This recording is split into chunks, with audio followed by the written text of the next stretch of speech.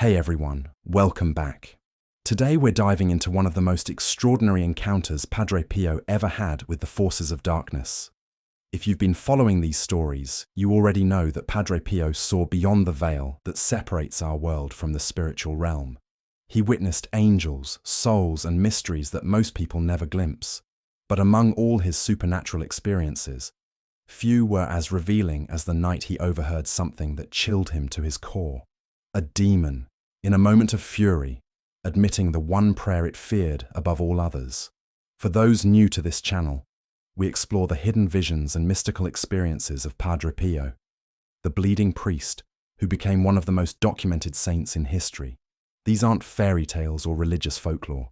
These are testimonies preserved by the friars who lived with him, recorded in letters he wrote, and witnessed by thousands who knew him personally. If this fascinates you, make sure you're subscribed, because we share these revelations every week. Most people think of prayer as gentle words whispered in quiet moments, but Padre Pio understood something deeper. He knew that prayer is warfare. It's a battle fought in realms we cannot see, with weapons forged from faith and powered by love. And on this particular night, he discovered which prayer strikes terror into the heart of evil itself. It was a cold February evening in San Giovanni Rotondo. The monastery lay wrapped in that deep silence that settles over sacred places after midnight. Padre Pio had been in his cell, praying as he always did through the long hours when the world slept. His stigmata wounds ached with their usual intensity, but he had learned long ago to offer even pain as prayer. The rosary beads moved slowly through his fingers as he whispered the familiar words that had become the rhythm of his breathing. Then, something changed. The temperature in the small room seemed to drop suddenly, and the flame of his oil lamp flickered as if disturbed by an invisible wind. Padre Pio felt that familiar heaviness in the air, the oppressive weight that always announced the presence of something dark.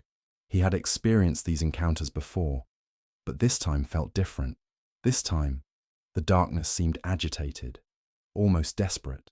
According to testimony later given to his fellow friars, Padre Pio heard voices in the corridor outside his cell. Not human voices, but something else entirely. The sounds were harsh, guttural, filled with a rage that seemed to burn the very air. He described it as the sound of creatures arguing, their words dripping with malice and frustration. Most priests might have hidden under their blankets or fled the room, but Padre Pio had been fighting these battles for decades. Instead, he moved closer to his door, straining to understand what was being said. What he heard next would change how he spoke about prayer for the rest of his life. The demonic voices were discussing their failures, their inability to corrupt certain souls, their frustration with prayers that seemed to create barriers they could not cross. And then, in a moment of pure fury, one of the demons shrieked something that made Padre Pio's blood run cold. It named the prayer that tormented them most, the prayer that could shatter their plans and send them fleeing like shadows before dawn. Padre Pio later told his spiritual director that in that moment, he understood why the forces of hell work so desperately to keep people from discovering the true power of certain prayers. He realized that what we often consider simple devotions are actually spiritual weapons of incredible strength.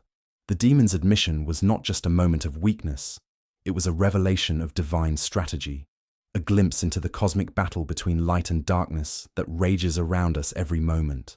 The saint described how the demonic voices grew more agitated as they spoke, their words becoming more frantic and desperate. They were like generals in a losing war, cataloguing their defeats and searching for new strategies. But this particular prayer kept rising in their discussion, mentioned again and again as their greatest obstacle, the one force they could never overcome or neutralize. Padre Pio said he felt his heart racing as he listened, not from fear, but from excitement. He was witnessing something extraordinary, something that would reshape his understanding of spiritual warfare. The demons were inadvertently teaching him about the very weapons that could defeat them. It was as if enemy soldiers were discussing their vulnerabilities within earshot of the opposing army. As the voices continued, Padre Pio began to piece together the fuller picture. The demons spoke of souls they had tried to claim but lost, of temptations that had failed because of this particular prayer, of plans that had crumbled when faithful people turned to these specific words. They described the prayer as a light that burned them, a sound that pierced their defenses, a force that could transform the spiritual atmosphere around any person who used it with genuine faith. What struck Padre Pio most was the tone of genuine terror in their voices when they spoke of this prayer. These were beings of immense spiritual power, creatures that had once stood before the throne of God himself. Yet this simple prayer, these humble words that any person could speak, reduced them to quivering shadows. The contrast was staggering. The mighty fallen angels, with all their supernatural knowledge and strength, were powerless against something so accessible that a child could master it. Padre Pio remained motionless by his door, afraid that even the slightest sound might end this incredible revelation.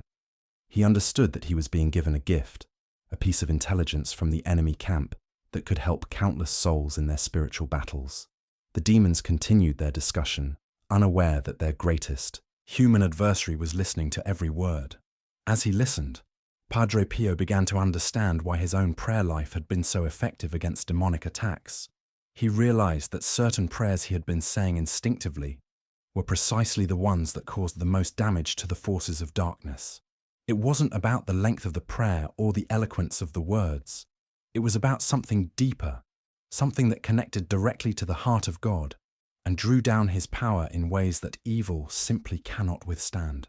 The demons spoke of how this prayer created what they called barriers of light, protective walls that they could not penetrate or destroy. They described souls surrounded by this prayer as unreachable, protected by a fortress that grew stronger with each repetition of these sacred words. They spoke of their frustration at watching potential victims slip away, shielded by the power of this simple yet devastating devotion. Padre Pio later explained to his confessor that in that moment, listening to the enemy's own testimony, he finally understood why certain saints throughout history had been so devoted to this particular prayer. They had discovered what he was now learning, that among all the beautiful prayers of the Church, this one stood apart as the most feared weapon in the spiritual arsenal. The demons themselves were confirming its power, admitting their defeat every time faithful souls turned to these words. The conversation continued for what felt like hours, though Padre Pio could never be certain of the exact time. The demons discussed their various defeats, their failed temptations, their inability to corrupt souls who had embraced this prayer as their spiritual shield. They spoke with the bitter knowledge of creatures who had learned through painful experience that some battles simply cannot be won. As the voices began to fade and the oppressive atmosphere started to lift, Padre Pio felt a profound sense of gratitude wash over him. He had been given an extraordinary gift, a window into the enemy's strategy that would help him guide souls for the rest of his life. The demons had unknowingly revealed their greatest weakness, the prayer that could turn any ordinary person into a spiritual warrior capable of routing the forces of hell. When morning came, Padre Pio emerged from his cell transformed. The friars who knew him well noticed immediately that something profound had happened during the night. His eyes held a new intensity, a fire that seemed to burn brighter than ever before. At breakfast, he barely touched his simple meal, lost in contemplation of what he had witnessed. Brother Francesco approached him carefully and asked if he had slept well. Padre Pio looked up with an expression that was both grave and hopeful. He spent that entire day in prayer and reflection, turning over in his mind every word he had heard. The revelation was so significant that he struggled with how to share it. How could he explain to others that the demons themselves had taught him about the most powerful prayer in existence? How could he convey the weight of this discovery without sounding like he was exaggerating or seeking attention? That evening, Padre Pio called his spiritual director to his cell. Father Benedetto had served as his confessor for years and had witnessed countless supernatural events in the saint's life. But even this seasoned priest was stunned by what Padre Pio revealed. He listened in amazement as Padre Pio recounted every detail of the demonic conversation, every admission of defeat, every expression of terror when they spoke of this particular prayer. Father Benedetto asked the obvious question: what prayer had the demons named? What were these words that struck such fear into the hearts of hell's greatest warriors? Padre Pio's answer was both surprising and profound in its simplicity. The demons had spoken with genuine terror of the Holy Rosary, but not just any casual recitation of it. They feared the Rosary prayed with complete devotion, with meditation on the mysteries, with the heart fully engaged in the sacred story of redemption. The demons had revealed that when someone prays the Rosary with true faith and contemplation, it creates what they called chains of light that bind their power. They spoke of how each Hail Mary becomes like a sword thrust, each Our Father like a shield raised against their attacks. They described the Glory Be as particularly devastating to their plans, a prayer that seemed to summon divine power directly into the spiritual battlefield. But what terrified them most was the complete Rosary prayed with meditation on the mysteries. They explained to each other how the joyful mysteries fill souls with hope that they cannot destroy, how the sorrowful mysteries unite people to Christ's passion in ways that make them untouchable, how the glorious mysteries flood hearts with such light that darkness cannot approach. They spoke of the luminous mysteries as particularly effective against their modern temptations, creating clarity of thought that cuts through their deceptions. Padre Pio told Father Benedetto that the demons had admitted something even more revealing. They confessed that they spend enormous energy trying to convince people that the Rosary is outdated, boring, or ineffective. They work tirelessly to make this prayer seem repetitive or meaningless because they know its true power. They understand that if more souls discovered how to pray the Rosary properly, with heart and mind engaged, their kingdom of darkness would suffer catastrophic defeats. The demons had discussed their various strategies for attacking the Rosary. They try to make people rush through it without thought, turning it into empty repetition. They whisper that it's too long, too difficult, too old-fashioned for modern life. They encourage distraction during the prayers, filling minds with worry, anger, or trivial concerns. They promote the idea that other forms of prayer are more sophisticated or effective. All these tactics, they admitted, stem from their desperate fear of what happens when someone truly embraces this devotion. Father Benedetto asked why the demons would reveal such crucial information, even to each other, in a place where they might be overheard. Padre Pio explained that evil, despite its cunning, is ultimately limited by its own nature. Demons cannot create, they can only corrupt. They cannot love, they can only hate. And in their pride and frustration, they sometimes reveal more than they intend. Their arrogance leads them to discuss their defeats openly, never imagining that their conversations might be overheard by the very people they seek to destroy. The revelation changed how Padre Pio approached his ministry. He began encouraging everyone who came to him to embrace the Rosary as their primary spiritual weapon. He told them that they carried in their hands a power that could defeat any temptation, overcome any spiritual attack, and transform any situation. The demons themselves had confirmed this, he explained, in their moment of frustrated honesty. Word of this encounter spread quietly through the monastery and then beyond.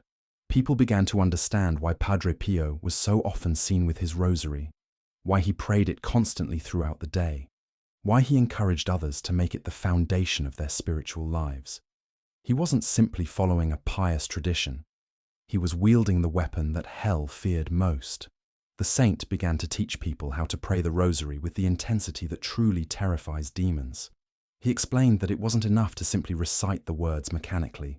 The prayers must be said with attention, with love, with genuine meditation on the mysteries of Christ's life, death, and resurrection. He taught them to visualize each mystery, to enter into the scenes emotionally and spiritually, to let the prayers transform their hearts as they spoke them.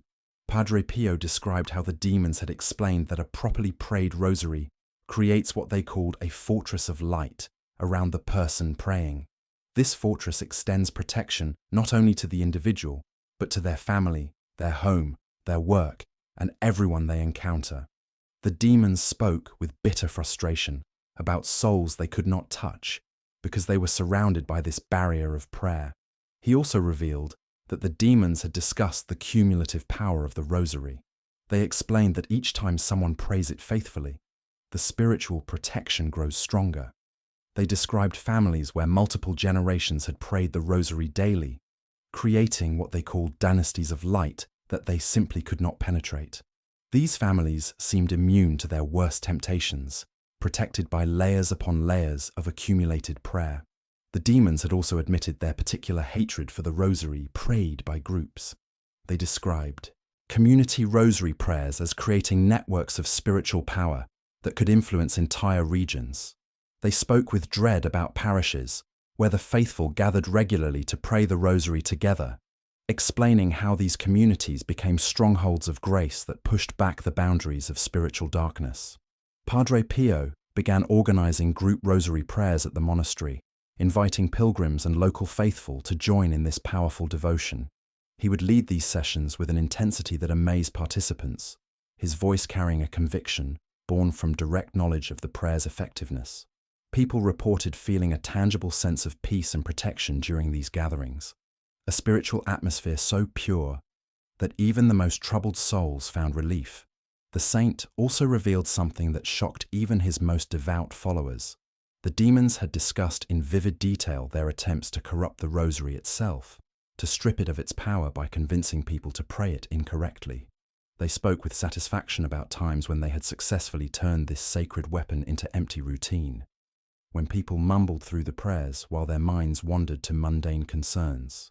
But they also expressed deep frustration about souls who refused to fall into this trap, who approached each decade with fresh devotion and genuine contemplation.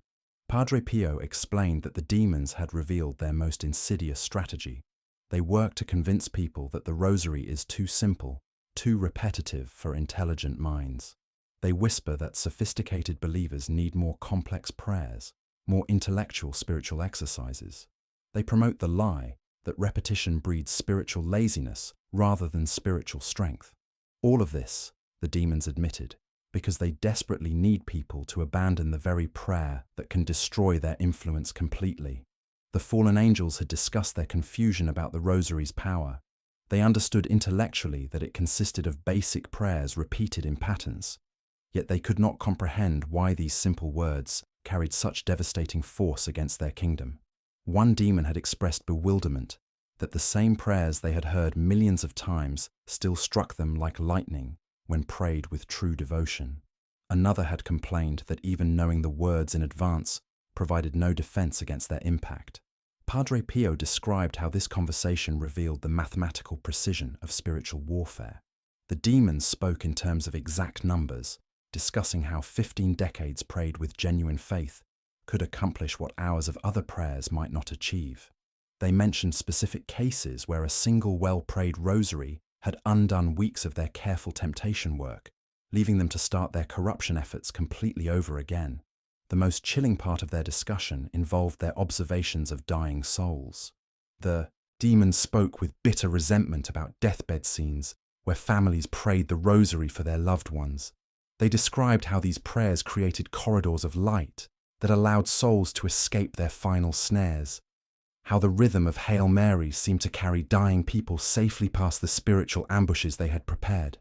They spoke of countless souls they had counted as certain victories, only to watch them slip away in the final moments as rosary beads clicked softly in the background. Padre Pio began teaching people about what he called the strategic timing of rosary prayer. The demons had inadvertently revealed when they found this devotion most threatening.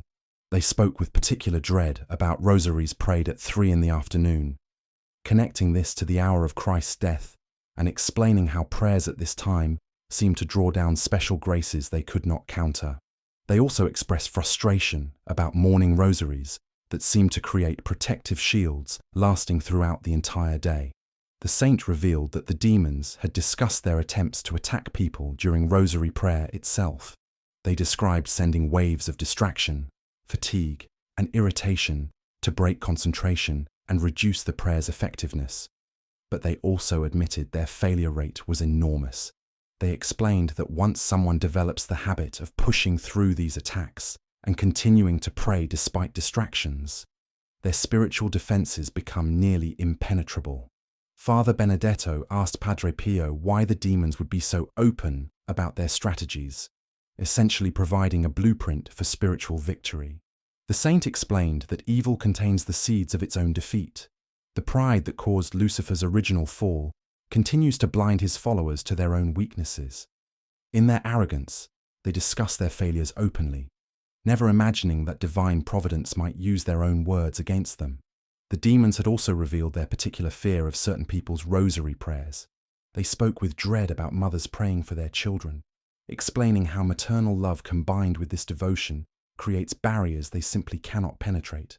They described children who had been protected their entire lives by mothers who prayed the rosary daily, souls so surrounded by grace that temptation simply bounced off them like arrows off armor.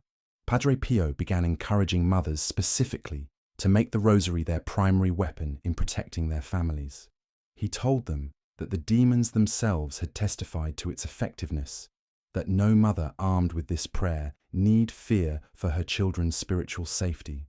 He described how the fallen angels had complained about family rosaries, about households where parents led their children in this devotion each evening, creating what they called generational fortresses that could withstand any spiritual assault. The saint also revealed the demons' hatred for the rosary's connection to Mary. They spoke with venomous resentment about the Mother of God, describing how her intercession amplifies the power of each prayer exponentially. They explained that when someone prays the rosary with genuine devotion to Mary, it's as if she personally delivers each petition to her Son, making their prayers virtually irresistible to divine mercy. The fallen angels had discussed their complete inability to understand Mary's role in salvation. They expressed bewilderment at how a human woman could wield such power against them, how her simple presence could scatter their most carefully laid plans. They spoke of trying to attack people through the rosary by promoting false devotions or encouraging Marian prayers that excluded Christ, but admitted these tactics rarely succeeded because true rosary devotion always leads souls deeper into relationship with Jesus. Padre Pio explained that the demons had revealed something profound about the structure of the rosary itself. They described how the combination of vocal prayer and mental meditation creates what they called a double attack on their kingdom. The spoken words invoke divine power directly, while the contemplation of mysteries fills souls with truths that make them immune to demonic deception. They compared facing someone praying the rosary properly to fighting an opponent wielding two swords simultaneously. The saint began teaching people about what he termed rosary warfare, explaining how to use this devotion as an active weapon against specific temptations and attacks. He showed them how to focus particular decades on their greatest spiritual battles, how to offer specific mysteries for family members or friends under spiritual assault, how to use the rhythm of the prayers to maintain concentration during periods of intense spiritual combat. The demons had also discussed their fear of public rosary devotion.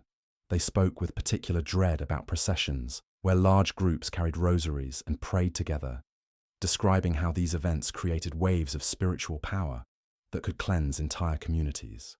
They mentioned cities where regular public rosary prayers had made their work nearly impossible, where the spiritual atmosphere had become so purified that their temptations lost most of their effectiveness.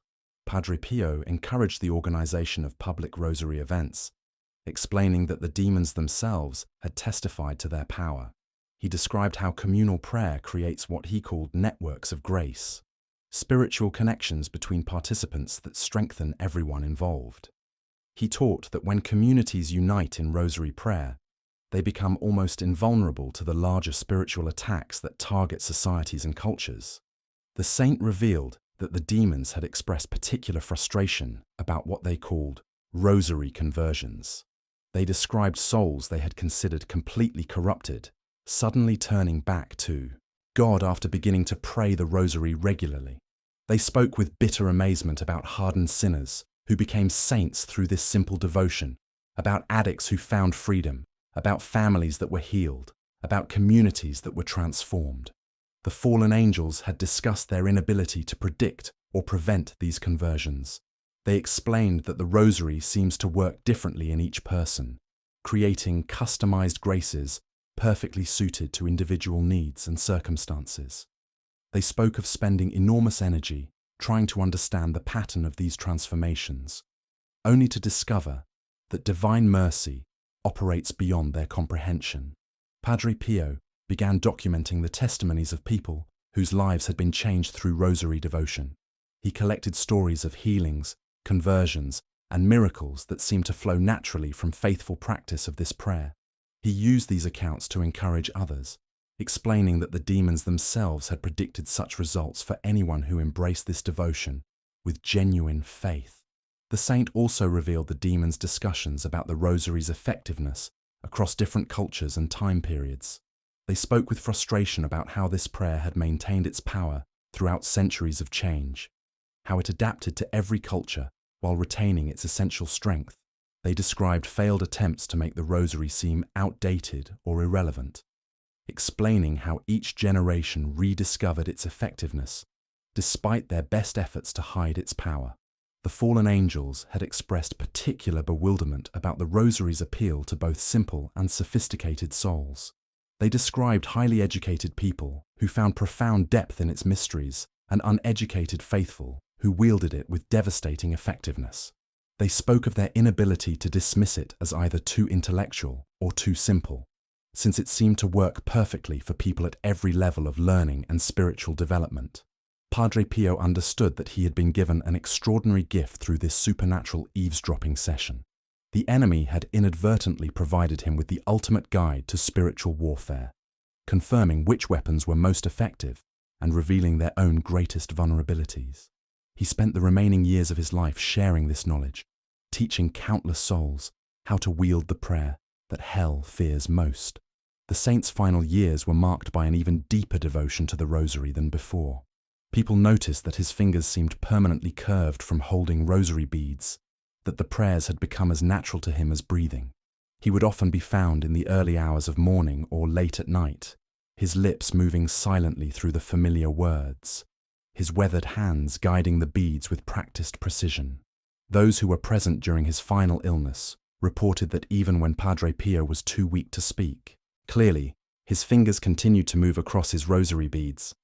The prayers that had been his weapon in spiritual combat became his comfort in physical suffering, the devotion that had terrorized demons providing peace to the dying saint. His last coherent words were reportedly the beginning of a Hail Mary, the prayer that hell had admitted it feared most flowing from his lips as he prepared to meet the God he had served so faithfully. When news of Padre Pio's passing spread throughout the world, something remarkable began to happen. People who had never heard his teachings about the rosary started experiencing the very phenomena he had described. Families reported sudden peace in troubled homes after beginning to pray the rosary together. Individuals struggling with addiction found unexpected strength when they turned to these ancient prayers. Communities that had been divided by conflict discovered unity through shared devotion to this simple yet powerful practice. The testimonies poured in from every continent, from every walk of life. A businessman in Tokyo wrote about how his daily rosary had transformed not only his spiritual life, but his entire approach to work and family. A mother in Brazil described how praying the rosary during her son's battle with drugs had created what she could only call a protective barrier around their entire household. A priest in Ireland reported that his parish had experienced a dramatic decrease in spiritual oppression after instituting daily communal rosary prayers. These accounts seemed to confirm everything Padre Pio had learned from that extraordinary night when he overheard the demonic conversation. The prayer the fallen angels feared most was proving its power in countless lives around the world. But perhaps more importantly, people were beginning to understand that the rosary wasn't just a devotional practice. It was a weapon in the ongoing battle between light and darkness that surrounds every human soul. What struck many who studied these testimonies was how consistently they reflected the specific fears the demons had expressed. People reported that their temptations seemed to lose power when they prayed the rosary regularly. Families described how conflicts that had seemed impossible to resolve suddenly found solutions after embracing this devotion. Communities spoke of spiritual atmospheres that shifted dramatically when groups gathered to pray these mysteries together. The patterns were unmistakable. The rosary was doing exactly what the demons had said it would do, creating barriers of light that evil simply could not penetrate. It was transforming individuals, families, and entire communities in ways that seemed to follow a divine blueprint for spiritual warfare. The prayer that hell feared most was proving worthy of that fear through its consistent victory over the forces of darkness. Modern spiritual directors began to notice something else. People who embraced the rosary with the intensity Padre Pio had taught often reported a kind of spiritual clarity that seemed almost supernatural. They described being able to see through deceptions that had previously confused them. They spoke of temptations that had once seemed overwhelming suddenly appearing weak and powerless. They found themselves making decisions with a wisdom that surprised even themselves. These reports aligned perfectly with what the demons had revealed about the rosary's effect on human perception. The fallen angels had spoken with bitter frustration about how this prayer seemed to sharpen spiritual vision, making it nearly impossible for them to deceive souls who practiced it faithfully. They had described encountering people whose minds seemed protected by an invisible clarity that cut through every lie and manipulation they attempted. Prayer groups around the world began to organize specifically around the revelations Padre Pio had shared. They approached the rosary not as a gentle devotion, but as active spiritual combat. They prayed with the intensity of soldiers in battle, understanding that each Hail Mary was indeed a sword thrust against the kingdom of darkness. They meditated on the mysteries with the focus of warriors studying their enemies' weaknesses. The results were extraordinary. Communities that had struggled with crime, addiction, and social breakdown began to experience measurable improvements after establishing these intense rosary prayer groups. The correlation was so consistent that sociologists began to study the phenomenon, trying to understand how a simple prayer practice could create such dramatic social change. But those who understood Padre Pio's revelation weren't surprised. They knew they were witnessing the demon's worst nightmare coming true. The prayer hell feared most was being embraced by growing numbers of people who understood its true power. The spiritual weapons the fallen angels had tried so desperately to hide were being discovered and wielded by ordinary, faithful souls around the world. The saint's legacy lived on, not just in his teachings, but in the transformed lives of those who took his words seriously. They had learned to pray the rosary as he had taught them, with complete devotion, with meditation on the mysteries, with the understanding that they held in their hands the very weapon that could defeat any spiritual enemy. And in prayer groups and family homes, in quiet chapels and busy city streets, the clicking of rosary beads continued to create what the demons themselves had called chains of light, binding the power of darkness and setting countless souls free. The prayer that hell feared most was fulfilling its divine purpose. One Hail Mary at a time. Hail Mary at a time.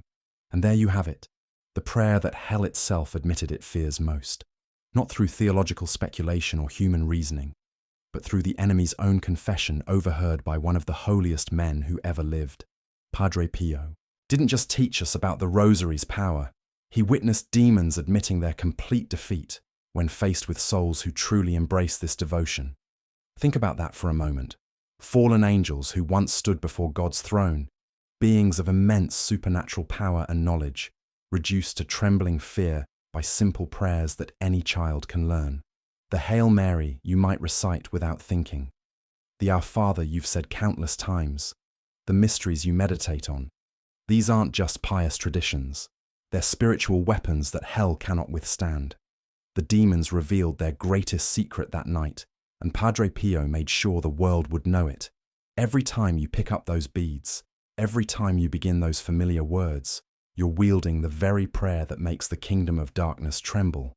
The enemy's own testimony confirms what saints throughout history have always known. The rosary isn't just devotion, it's victory. So the next time you feel overwhelmed by temptation, surrounded by spiritual darkness, or fighting battles you can't win alone, remember what those demons confessed in their moment of frustrated honesty.